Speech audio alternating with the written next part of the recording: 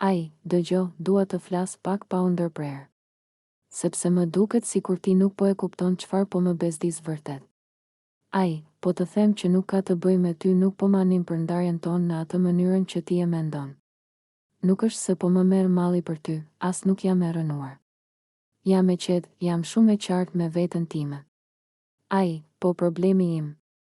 Problemi im i vërtet është ajo. Ai, ajo sillet sikur është një hirushe moderne. Gjithmonë me atë fytyrën e ëmbël, atë sjelljen super të butë, sikur nuk ka thënë kurrë një fjalë të keqe. Dhe ndoshta të tjerëve u ashet këtë imazh, por jo mua. Unë e shoh shumë mirë çfarë është nën atë vello. Ai, ajo është e keqe. E keqe në sjellje, e keqe në qëllime, e keqe në mënyrën si luan viktimën sa herë i kombjen. Ai, dhe ti ndoshta thua, pse po të vjen inat? Sepse nuk duroj dot hipokrizin. Nuk e duroj dot kur dikush luan të pastërën, kur në fakt është e mbushur me helme. A e kupton?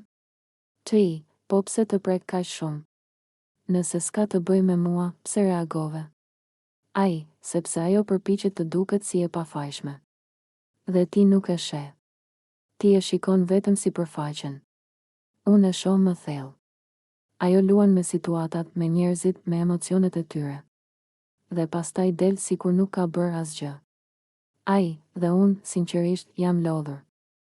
Jam lodhur duke parë dikë që sillet si engjëll, kur është krejt e kundërta. Jam lodhur duke të parë ty duke e mbrojtur, pa ditur çfarë bën ajo realisht. Ai, nuk jam xheloze për ty, këtë dua ta kuptosh. Nuk është ajo lojë fare. Nuk ke të bësh ti me këtë. Ti, atëherë pse më the që nuk po tanim për mua? U duke rënë. Ai, sepse është e vërteta. Nuk dua të gënjej. Nuk është për të ulur, as për të lënduar. Thjesht, emocionalisht, unë jam ndarë prej kohësh. Nuk kam më atë llojin e dhimbjes që ti mendon. Ai, çdo gjë që ti e mendon se ka të bëjë me ndjenjat e mia ndaj teje. Jo. Nuk ka lidhje. Reagimi im vjen vetëm nga ajo maskë e saj, nga mënyra si loja e saj prek të tjerët. Nga mënyra si bë.